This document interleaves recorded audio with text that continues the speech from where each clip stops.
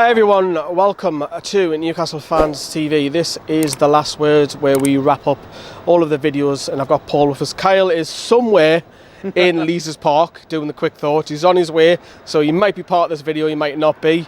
You know what's coming, people who regularly watch these type of videos. This is what we would call our big video. Put a lot of effort into it. We're going to be talking about the lineup, the game, first half, second half. We'll hear from Bruce, have a little look at the league table, and of course, someone has stolen the attention today, which is the official. A massive prick. More on that very shortly. If you haven't seen Scoring the Players, Paul lets his feelings well know about Mason. So let's crack on with it. You said in the Scoring the Players poll that you were happy with the lineup. I have to agree with you. When I seen the lineup, I thought this is promising. It was the strongest possible that Bruce could put out, barring injuries, wasn't it? Yeah, you can't, you know, at the end of the day, you can grumble about this, that and the other and look at hindsight after the game. But I was more than happy. Slightly eyebrows raised that Manquillo wasn't playing, but obviously he's got a knock to his calf or something. So Yedlin comes in and he's been waiting patiently. And I thought, to be fair, when I saw their team, the pace of Yedlin against the absolute Zimmer frame of Leighton Baines, I assumed that would be quite an avenue and something to exploit for us. Happy enough with the team, yeah, I definitely was. The shape of it, but yeah, obviously injuries are taking a bit of a toll. Before we get on to the game, we've got Leicester coming up on Wednesday. Do you expect a few changes going into Wednesday, or is Bruce going to try and pick his stronger side and then rest against Rochdale? We will be resting players against Rochdale, there's no doubt about it. I think the likes of Darlow and a lot of the fringe players, and even possibly, I don't know what the rules are even around the players who are at the club but haven't been able to play. He will play as much... Someone like an Elliot Sorensen. Yeah, just somebody like that, just to throw in. I think he will play a mix and match team against them. I do think we're going to play our strongest team possible. I'm praying the likes of Kieran Clark, Paul Dummett can come back into the equation to give us different options, because I think there's certain players, especially at the back, who are looking really leggy, tired, and I think it's telling. Yeah, it really is. Okay. Right, then let's get on with the game. We'll talk first section of the first half, because it was all Everton. It was like, whoa. Well, I tell a lie. The first 5 to 10 minutes was started a little bit bright. We had that chance. Yeah, the Joe Linton one. We did, the Joe Linton one. Yeah. But then after that, for the next, I was worried, Paul, because they scored through a deflected free kick, which the referee doesn't know how to mark a straight line. He does useless prick. A curved one. But we've got to go and defend it, and we didn't. There's a bit of miscommunication. You've got Fabian Schär got a man. You've got, who else was that had the two men? I can't remember, Neil Williams, whoever it was. But calvin-lewin scored, and he's in great form as well. We're 1-0 down. We looked messy. We did look messy at that back. And again, I just come back to the fact that when you haven't got a Paul Dummett, you haven't got a Lascelles, where was the captain and what was he doing and how was he organising? We look a lesser team. I can't wait for Lascelles getting back, to be honest. And though he's not the best defender in the world, but the leadership and sorting that defence out to be as tight as possible, sorely missed today. Soft goal. Yeah, soft. But then what they were doing, Paul, is it was a training session. They were just passing around, they're going left to right, trying to. They were waiting for an opening. Maybe that's Ancelotti's new style, that he's going to try and waiting for a carve a chance open or something like that.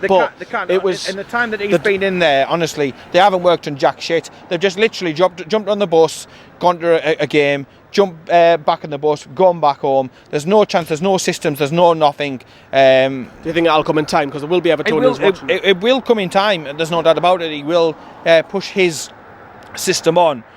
I think I credit that more to the likes of a Duncan Ferguson getting in there and just jeering the players up and just grabbing hold of them and shaking and just telling probably a few home truths as opposed to anything that Ancelotti's done. I don't think you can do anything in the time that he's had with the fixtures becoming thick and fast. I think it's impossible. Well, it's 2 wins from 2. We'll talk a little bit on calvin-lewin later on, but after that, because you were thinking don't go 2-0 down, Newcastle didn't go 2-0 down, we just seem to get in together, and we're starting having shots. We hit the woodwork for Almiron. We've seen Lejeune have a pop, Isaac Hayden, Joe Linton. 10. But us 10 in the first half, and I said to you at half time, again, if we didn't score, well, it was coming up at half time, I said to you, if we didn't score, because you should score when you're on top, and we didn't, and we went 1-0 down at half time. And for me personally, I don't know what you agreed home, That's what costs were at least a point a day, not putting one of those 10 chances in. Yeah, whilst you're on the front foot and whilst you're doing decent stuff. I mean, the first 20 minutes were forgettable, but then, like you said, we started creating the chances, start getting the shots away, shots on targets, just general shots. We started moving, we started working the ball, and we started playing a bit more intelligently, and we looked a lot better for it. But like you say, going in and 1-0 down after you've had 10 shots at home is criminal. And you always felt that it was going to be a kick in the nuts, and kicking in the nuts it was. Yeah. In some weird sense, I actually enjoyed the last 20 minutes because I've never seen Newcastle pep a team. Just go at it. Yeah, I've never just seen go at it. It was like they were on raw meat. It was just go on, get at it, and just wave after wave and try in different things. You know, there are some vegetarians and vegans on now with Newcastle fans. Well, TV there certainly are, but maybe you could dangle some grapes or something. I think we were dangling grapes in the first 20 minutes. I don't know what they were dangling. Right, so we're coming to the second half. I didn't think the second half was much entertaining as the first, mind. However, we eventually got the equaliser after the game's kind of died a little bit off, and we got the equaliser. And it was very, very similar to how Everton scored. It was a similar position. The cross came in, it was headed back over, and there's Fabian Schär. We all thought it was Fernandes, so apologies. Fabian Schär elegantly puts it away, and then you're thinking, come on, game on now. It's the Steve Castle way of doing things, isn't it? The defenders have to do the defending and the goal scoring. But it was mad, and to be fair, the atmosphere at times it went up a notch, and that at times was the best atmosphere that we've had in a long time. There was times that we went really flat because of the refereeing and other decisions, but there was little moments that the atmosphere was white hot. It was electric. It was fantastic. When we scored, the place absolutely erupted, and I thought from that point on, given the chances that we'd created and everything else like that, I thought the momentum would be on our side. They'd get a bit of a roasting at half time and come out all guns a blazing. I did as well, because we were tormenting Pickfords, we were calling them little arms, Sunderland get battered, all of that, and think, right, this is only going to go one way now. But then we didn't keep the lead a great deal, because Everton, there's Andy Carroll who gives the ball away, but Everton then break over at the right, the cross comes over, and there's Calvin-Lewin to score again. And 2-1 down, you think to yourself, you've just worked so hard to get equalised, and then you go and do that. You do, but in the back of the mind, in the back of the player's mind, they're probably sitting there in that refereeing performance at this point. They're probably fucking smoke coming out the ears because there was in the stands, and you're getting absolutely nothing. That's not helping the situation, but you can't excuse the situation with Carroll, but you furthermore can't excuse the fact of stop it. It was Stevie Taylor-esque. Take a yellow card. It was Stevie Taylor-esque to just let them, and it's exactly what Stevie Taylor used to do all the time. Shit. I totally agree with you. Exactly. He said that referees was poor as well. What do you make of Atsu got upended. Everything. Liam's up the bottom and he gave the free kick the other way. Lee Mason had a shocker. Absolute shocker. He doesn't like what. And none of the referees do. We should have had a draw out of that game at least. I'd agree with you, mate. We're going to talk about Lee Mason now because he's put it on nicely for. The game ended, we went 2-1 down. I would just say, about that goal that we conceded the second one, don't do a Stevie Taylor. You've got to take decisive action. You can't let somebody run the entire length of the bloody pitch and do nothing about it. That is criminal, and that can't be forgotten. Hey up, Kyle. Kyle, squeeze in, go in the middle with us. At the end of the day, if somebody takes action, if somebody takes them out, does something about it, then at the end of the day we don't concede that bloody second goal. So yeah, Carroll and stuff like that, but at the end of the day the defence and midfield have to stand up and take some criticism as well. You can't allow it to get like that. Right, and so the game ended, but we've obviously got a couple of guests as well. What do you reckon of Lee Mason's performance today? Difficult to, I think the player just said there, this man there just said to me, Paul said Newcastle played to Andy Carroll's everything he did today, everything Carroll. So where was his plan B? Where's plan A? Where's plan B? So today we played a game of long ball all the way. I heard you say it earlier, but there was no other option, to be fair. I think Bruce tried to change the formation and stuff, but I think the likelihood is, I think, especially when you're chasing a game and you've got Andy Carroll in your team, you are going to hit long balls to him regardless, because that is a decision that the players are taking on there. Bruce can change the formation. He can go to 4 at the back. He can wing backs. He can push people on. you know, he can bring all the limited options that he had on the bench with injuries and everything like that. But ultimately, if you're a defender and you're losing and you're in literally the shit end of the game, you are going to launch it forward. Would you start Andy Carroll or would you make him as a sub? Sorry, would you start Andy Carroll or would you make him as a sub? I would like us to sign another striker. I thought we should have signed another striker because at the end of the day you've got Gale, but he's not been given the chances, so you don't believe in him. No. So I would. Mutu's not even getting a look in. No, exactly. And I was critical of the fact he should have been on the bench. So for me today, Andy Carroll should have started as a sub. It should have been an impact player. So when impact player, like you said earlier, long ball. That's got to get 70th minute, 75th minute. Play him as a long ball. Play him as a long ball. The only issue is, but who else have you got? That's the problem. Good point, man. It's a good point. It's all down to recruitment.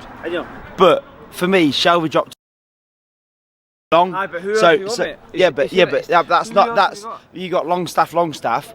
They've dropped. Shelby dropped far too deep to play the ball, far too cross ball. Yeah, exactly. Yeah, just exactly. For the energy. Yeah. But what is just to stop it, because we were obviously talking about just go get on the referee. What do you make of Lee Mason? I know he didn't cost all the points, I know, but there's a lot of dodgy decisions there today. Especially the penalty at the end with the two hands. Well, we've looked back at the bit where Carroll's pushed. No, because Sidibe's pushed him. To be fair, I think you can go back to Mason. I think you can do that, but there's not a lot. The reason why we lost the game, but there's a lot of dodgy reasons. But you can stand there all day long on the camera and say, "Oh, it's Mason this, Mason that." Mason may not have his best game tonight, but you haven't got a plan B. So Longstaff, get Longstaff in there, scratching about to get the ball back. John Joe Shelby was playing in front of the two. Which Longstaff, Matty or Sean? Both, mate. To be fair, have a go at them. Have a go at them. To be fair, but you've got. Yeah, Sean, he had a mare against Man United. So I think if you're going to bring a Longstaff on, because he's probably still buzzing off scoring against Manchester United, you'd have brought Matty on for that energy. Fair, I like Matty coming on, but so today you've got your centre backs, you've got John Joe dropping so deep to get the ball that it's not playing out for his centre backs. He's giving it to him like you are mate to here. It's giving me to you here. So he is way too close and too deep and coming to the centre backs. Everyone says, "Oh, look at that ball! It's John Joe Shelby." Right. You've got the ball that close. You've got to get John Joe. Stay there. I'll give you the ball from centre back. We need to push our team this way, like you said earlier. Get the ball. But today it was turn the ball around. It was John Joe turn the ball and smash it long. What am I going to do? What am I going to do with the ball? Yeah, I agree. There could have been some changes made, but I think ultimately at the moment, I think his hands are a little bit tied because of the injuries and stuff like that, and the recruitment. If Newcastle stay up, that's a good job. 25 points, and that's all you can be asked for at the end of the day. I've said all along, even through the good run that we had recently, I'm still looking at fourth bottom. The gap between same as fourth bottom. Simple as if fourth bottom, that's fine. Yeah. Well, lads, thank you very much because we need to crack on. Thank you for your opinions. Cheers. Take care, mate. Safe journey. Right then, we didn't expect that. What we'll do is we'll cut to Steve Bruce now whilst we debrief. The crowd were absolutely fantastic in their backing towards the team, and how great it was to see a full St James's. It was great. It was just a disappointment that we didn't get the result, which of course we would all liked, and even if we had to come away with a draw over the beer tonight, they might have thought, like I think, that was the fair result. I think we knew the first 20 minutes were not really good, so we have to show a reaction, and you can see how hard we want to get something here at home. After the rest of the 70 minutes, we gave everything, and I think we would deserve more than what we got. We put in a great effort. You can't fault that for sure, and got ourselves back into the game, and we're trying to push forward for it, and they obviously hit us on the counter, so that was a bit disappointing. But no, I definitely think we deserved a lot out of the game, or at least more than we got. Right, so that was Steve Bruce. So we have now debriefed. The camera's slightly moved, I know, but that's what you get when you film in public. We've had a couple of people stop by as well. Maybe enjoy it, let us know. You haven't had your chances, well, you would have in the quick thoughts, no doubt. What if they do enjoy it though, Lee? We'll introduce it more. Yeah, Howard, come on in. Lee Mason, I know what them two lads said. Fucking quick thought, that's for sure. Lee Mason didn't cost obviously the points, but he didn't help it. But that was a stonewall penalty for me, the Sidibe push on Carroll. How do you sum up Lee Mason today though, mate? I mean, them lot before said that he didn't have a big part to play, but he did. The free kick for their first goal wasn't a free kick. It wasn't even a corner before the free kick. Can't even draw straight line. He can't exactly. He put the spray down. And it wasn't even straight. And Andy Carroll let it go over. Yeah, you had to go over and tell him what a straight line was. Do you want a ruler made for the future? The subs, letting them just go over the entire length of the fucking pitch rather than just get off at the nearest one. Yeah. You don't know the rule book. He's the worst one, like you said, worst one since Burton. As bad as him down at Nottingham Forest away with the fucking red cards and the penalties. Garbage, useless. Do not want that useless prick again this season. The penalty though. The first one, which was Everton's first goal, which led to that cuts one of them out if he was competent. And then the penalty towards the end, that is a penalty. Carroll's in mid-air and he gets pushed. He's pushed. Come on. It's a blatant penalty. It is a penalty, and it'll be. Paul tried to give him a minus on that.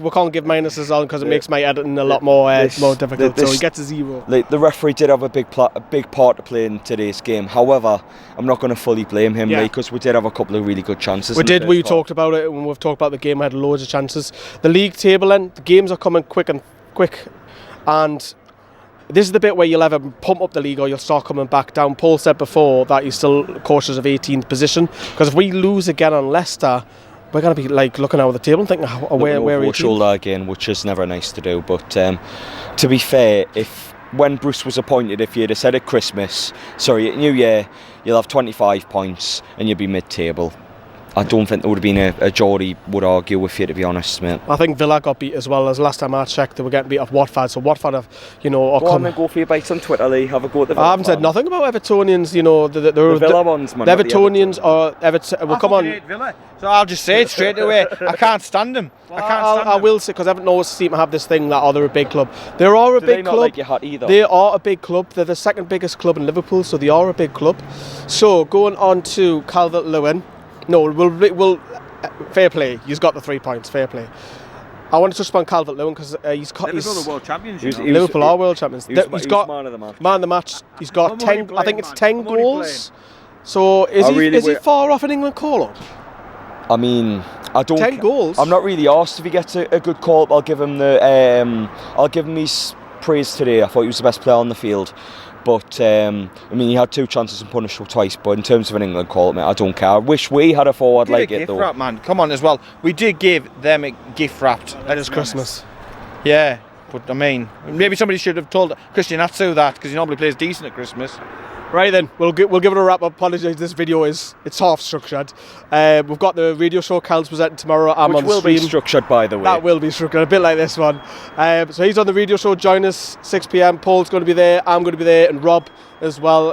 So stay tuned for that. Another video at 6 p.m. tomorrow. Have a good weekend. The best you can. Ta-ra, everyone. Bye bye. Keep it 2.